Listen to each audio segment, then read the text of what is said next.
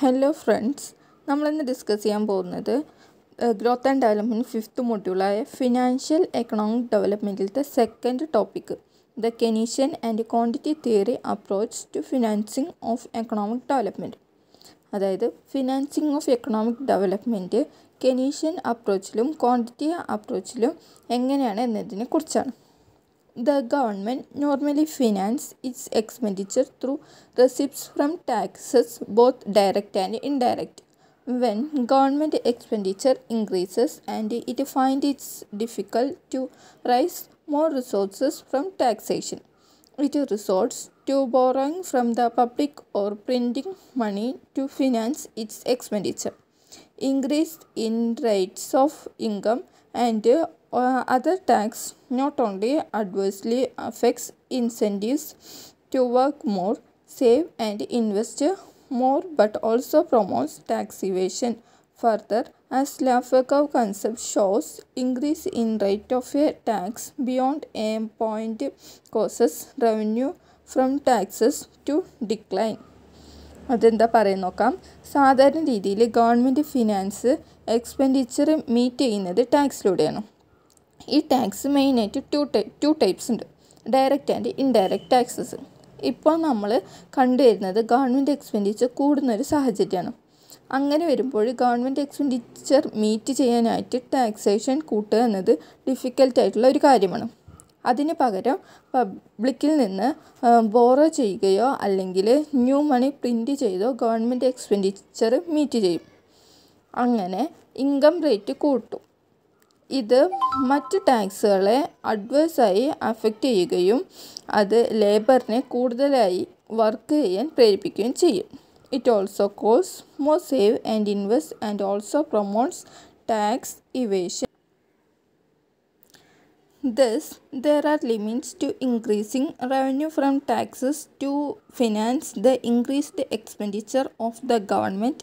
As a result, when government finds it difficult to raise adequate resources to finance its increased development expenditure fully through normal taxes, it faces a resource constraint resulting in budget deficit, which in recent years is often called fiscal deficit. Thus, government budget constraint refers to the limit placed on the government expenditure by the extent it can raise resources through taxation, borrowing from the markets, and using printed money. The government has to make a choice between the magnitude of borrowing from the market and the magnitude of using printed money to finance its budget deficit. അതുകൊണ്ട് തന്നെ ഗവൺമെൻറ്റിന് കൂടുതലായിട്ടുള്ള expenditure meet ചെയ്യാൻ കൂടുതലായി tax impose ചെയ്യുന്നതിന് ഒരു ലിമിറ്റുണ്ട്. അത് ഗവൺമെൻറ്റിന് ഒരു ഹൈ റിസ്ക്കുള്ള ആക്ടിവിറ്റിയാണ്. അങ്ങനെ വരുമ്പോൾ ബഡ്ജറ്റ് ഡെഫിസിറ്റ് അല്ലെങ്കിൽ ഫിസിക്കൽ ഡെഫിസിറ്റിന് അത് കാരണമാകും. അതുകൊണ്ട് തന്നെ government borrowing from the markets and printed money use ചെയ്ത് ബഡ്ജറ്റ് ഡെഫിസിറ്റ് ഫിനാൻസ് ചെയ്യുന്നതിനും ഇടയിൽ ഒരു ചോയ്സ് മേക്ക് ചെയ്യേണ്ടി വരും. ഇനി ബഡ്ജറ്റ് ഇക്വേഷൻ നോക്കാം. The general form of government budget equation is G = T + delta B + delta M. അതാണ് first equation.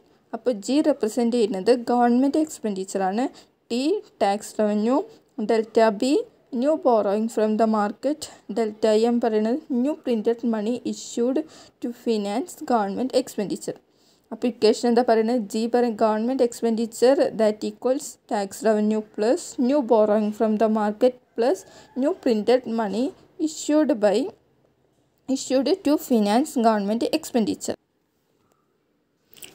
According to the budget constraint equation, government expenditure in a year can be financed by tax revenue T, new borrowing delta B by the government from the market through sale of its bonds, and by creating new high-powered money delta M. The government budget constraint can be written as G minus T equals delta M plus delta B. G minus T equals fiscal deficit that must be financed by new borrowing delta M, delta B by the government through sale of bonds and through creation of new high-powered money delta M. അത് budget constraint equation പറയുന്നത് ഒരു വർഷത്തെ government expenditure finance ചെയ്യുന്നത് tax റവന്യൂവും new borrowing from sale of its bonds and creation of new high powered money. Budget constraint equation പറയുന്നത് G minus T equals delta B plus delta M. G minus T പറയുന്നത് physical deficit ആണ്. ഈ G minus T finance ചെയ്യുന്നത് new borrowing delta B through sale of government bonds and creation of new high-powered money delta M ആണ്. The physical deficit can be financed by the government either by printing money by the government or by borrowing through sale of bonds to the public. Thus, it is through sale of bonds that the government borrows from the market, which adds to the government debt.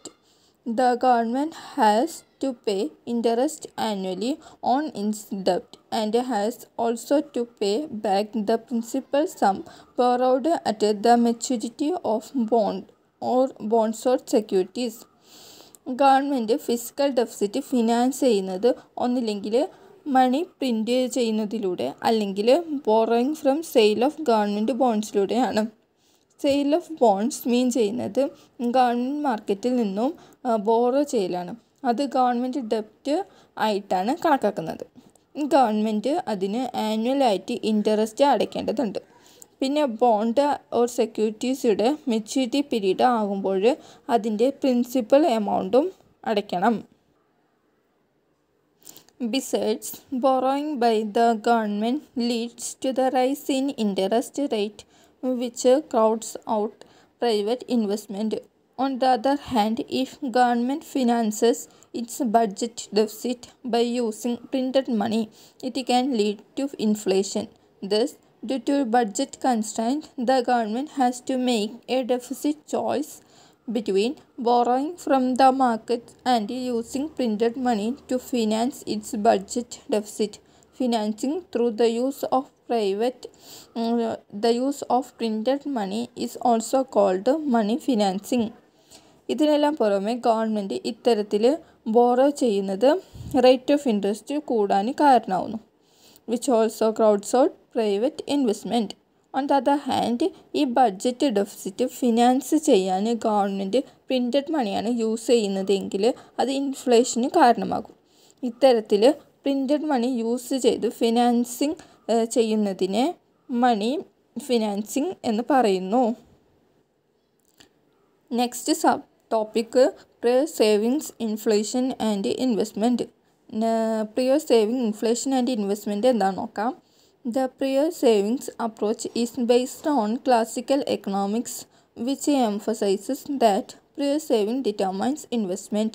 They were against any deliberate policy of inflationary financing through creation of new money to finance government development expenditure, as they thought inflation had bad consequences for the economy. ഈ prior saving approach classical എക്കണോമിക്സിനെ base ചെയ്ത് ഉള്ളതാണ്. അത് പറയുന്നത് ഇൻവെസ്റ്റ്മെൻറ്റാണ് prior saving determine ചെയ്യുന്നത് എന്നാണ്. ഇത് inflationary finance against ആയിട്ടുള്ള ഒരു ഡെലിബറേറ്റ് പോളിസിയാണ്.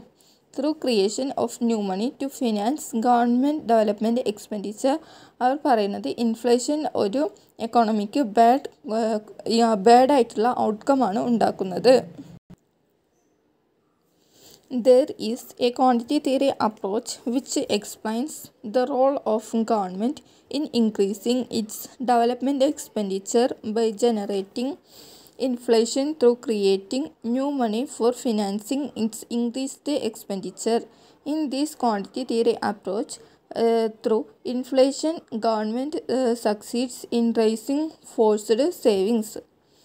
അവിടെയാണ് ഒരു ക്വാണ്ടിറ്റി തിയറി അപ്രോച്ച് വരുന്നത്. ഈ ക്വാണ്ടിറ്റി തിയറി എക്സ്പ്ലെയിൻ ചെയ്യുന്നത് എന്തെന്നാൽ ഡെവലപ്മെൻറ്റ് എക്സ്പെൻഡിച്ചറിൽ ഗവൺമെൻറ്റിൻ്റെ റോള് ഇൻക്രീസ് ചെയ്യുകയാണ് ബൈ ജനറേറ്റിംഗ് ഇൻഫ്ലേഷൻ. എന്തിലൂടെ? ഗവൺമെൻറ്റിൻ്റെ ഇൻക്രീസ്ഡ് ആയിട്ടുള്ള എക്സ്പെൻഡിച്ചർ ഫിനാൻസ് ചെയ്യുന്നത് ന്യൂ മണിയുടെ ക്രിയേഷനിലൂടെയാണ്. ഈ ക്വാണ്ടിറ്റി തിയറി അപ്രോച്ചിൽ അവർ തോട്ട് ചെയ്യുന്നത് ഇൻഫ്ലേഷനിലൂടെ ഗവൺമെൻറ്റിന് റൈസിങ് ഫോഴ്സ്ഡ് സേവിങ്സ് സക്സീഡ് ചെയ്യാൻ പറ്റും എന്നാണ് പറയുന്നത്. Thus, financing development expenditure through printing of new money and result inflation has been called financing through inflation tax. അങ്ങനെ ന്യൂ മണി പ്രിൻ്റ് ചെയ്യുന്നതിലൂടെ ഗവൺമെൻറ്റിൻ്റെ ഡെവലപ്മെൻറ്റ് എക്സ്പെൻഡിച്ചർ ഫിനാൻസ് ചെയ്യുകയും അത് ഇൻഫ്ലേഷന് കാരണമാകുകയും ചെയ്യും. ഇതിനെ പറയുന്ന പേരാണ് financing through inflation tax. Next sub ടോപ്പിക്കാണ് കെനീഷ്യൻ അപ്രോച്ച്. ഈ കെനീഷ്യൻ അപ്രോച്ചിൽ ഫിനാൻസിങ് ഓഫ് എക്കണോമിക് ഡെവലപ്മെൻറ്റ് എങ്ങനെയാണെന്ന് നോക്കാം. The Keynesian approach also departs from prior savings approach to financing of investment expenditure and consider that it is investment that determines savings. According to this, it happens in two ways. അതായത് investment expenditure finance ചെയ്യുന്നത് prior saving അപ്രോച്ചിൽ നിന്നും തികച്ചും വ്യത്യസ്തമായാണ് Keynesian approach പറയുന്നത്. അവർ പറയുന്നത് savings മെയിനായിട്ട് determine ചെയ്യുന്നത് investment ആണ്. ഈ കെനീഷ്യൻ അപ്രോച്ചിൽ ഇത് സംഭവിക്കാൻ രണ്ട് രീതികളുണ്ട്. ഇതിൻ്റെ ഫസ്റ്റത്തെ when resources are unemployed due to deficiency of aggregated demand the increase in investment by the government through creating new money will cause fuller utilisation of resources and thereby increase in output and income. At a higher levels of income, given the propensity to save, more will be saved. Thus, as opposite to prior savings approach, it is increase in investment that has generated larger savings for its funding. അതായത് മാർക്കറ്റിൽ അല്ലെങ്കിൽ എക്കോണമിയിൽ ആഗ്രിഗേറ്റഡ് demand കുറവ് കാരണം resources എല്ലാം unemployed ആകുന്നു. ആ സാഹചര്യത്തിൽ government new മണി create ചെയ്യുകയും അതിലൂടെ ഇൻവെസ്റ്റ്മെൻറ്റ് കൂടുന്നു. അത് റിസോഴ്സ് എല്ലാം ഫുള്ളായിട്ട് യൂട്ടിലൈസ് ചെയ്യാൻ കാരണമാകുന്നു. അങ്ങനെ ഔട്ട്പുട്ടും ഇൻകവും കൂടുന്നു. അങ്ങനെ ഇൻകത്തിൻ്റെ ലെവൽ കൂടുന്നതിനനുസരിച്ച് ഇൻഡിവിജ്വലിൻ്റെ സേവിങ്സും കൂടുന്നു. അങ്ങനെ അത് പ്രിയർ സേവിങ്സ് അപ്രോച്ചിന് ഓപ്പോസിറ്റ് ആവുകയും അതിലൂടെ ഇൻവെസ്റ്റ്മെൻറ്റ് സേവിങ്സും ഒക്കെ ഇൻക്രീസ് ചെയ്യുന്നു. സെക്കൻഡ് മെത്തേഡ് നോക്കാം. The Keynesian approach explains the higher investment causing large savings is that when there prevails full employment increase in investment causes income redistribution from the wage earning workers with lower propensity to save to the profit earners with a higher propensity to save as a result of inflation and this cause larger savings. Second പറയുന്നത് Keynesian approach പറയുന്നത് higher investment കൂടുതൽ save ചെയ്യാൻ കാരണമാകുന്നു. അങ്ങനെ അത് full എംപ്ലോയിൽ എത്തുകയും ഇൻവെസ്റ്റ്മെൻറ്റിൽ വരുന്ന വർധനവ് ഇൻകത്തിൻ്റെ റീഡിസ്ട്രിബ്യൂഷന് കാരണമാകുന്നു. ഇതിൽ ഇൻകം റീഡിസ്ട്രിബ്യൂട്ട് ചെയ്യുന്നത് പ്രൊപ്പൻസിറ്റി ടു സേവ് കുറവായിട്ടുള്ള വേജ് ഏണിംഗ് വർക്കേഴ്സിൻ്റെ കാര്യമാണ് പറയുന്നത്. അതുപോലെ പ്രോഫിറ്റ് ഏണേഴ്സിൻ്റെ കാര്യത്തിലാണെങ്കിൽ ഇൻഫ്ലേഷൻ ഉണ്ടാകുമ്പോൾ പ്രോഫിറ്റ് ഏണേഴ്സിൻ്റെ ലാർജർ പ്രൊപ്പൻസിറ്റി ടു സേവ് ആയിരിക്കും. അത് also increase saving of the profit earners or businessmen. ഈ രണ്ട് മെത്തേഡ് ഒന്നും കൂടി ഷോർട്ടായി നോക്കാം. അതായത് ഫസ്റ്റ് മെത്തേഡിൽ എന്താ പറഞ്ഞിട്ടുണ്ടായിരുന്നു, ആദ്യം ആഗ്രിഗേറ്റ് ഡിമാൻഡ് കുറഞ്ഞിട്ടുള്ള സാഹചര്യമാണ്. അപ്പോൾ എന്താ റിസോഴ്സസ് എല്ലാം അൺഎംപ്ലോയിഡ് ആണ്. അങ്ങനെ വരുമ്പോൾ ഗവൺമെൻറ് ക്രിയേഷൻ ഓഫ് ന്യൂ മണി ചെയ്യും. അപ്പോൾ എന്ത് ചെയ്യും, ഇൻവെസ്റ്റ്മെൻറ്റ് ഇൻക്രീസ് ചെയ്യും.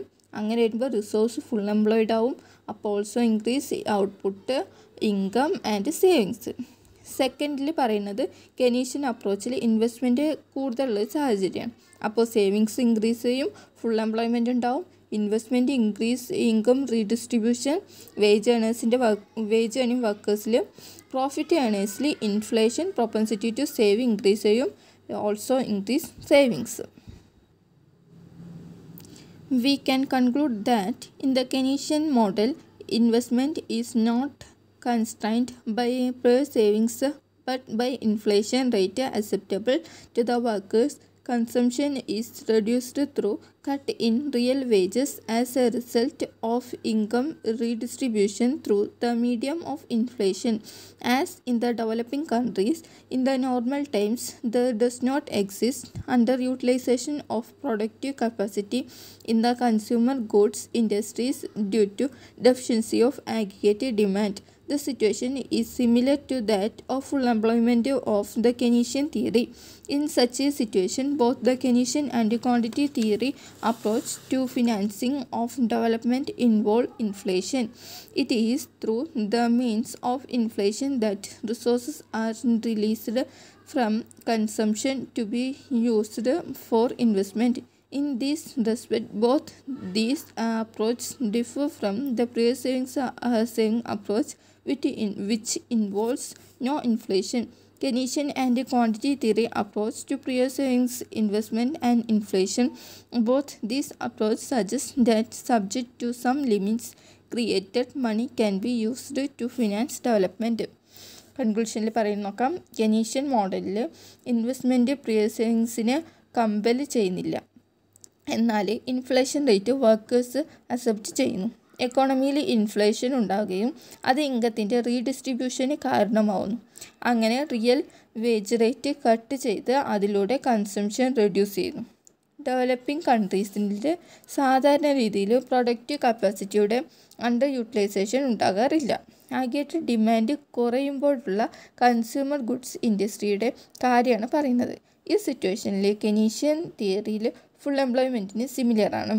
ഇത്തരത്തിലുള്ള സാഹചര്യത്തിൽ കെനീഷ്യൻ തിയറിയിലും ക്വാണ്ടിറ്റി തിയറി അപ്രോച്ചിലും financing of development also include inflation.